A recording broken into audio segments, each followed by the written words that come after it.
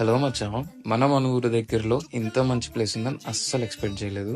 పద చూపిస్తా. నిన్ను మెచ్చి నీలో చేరిందా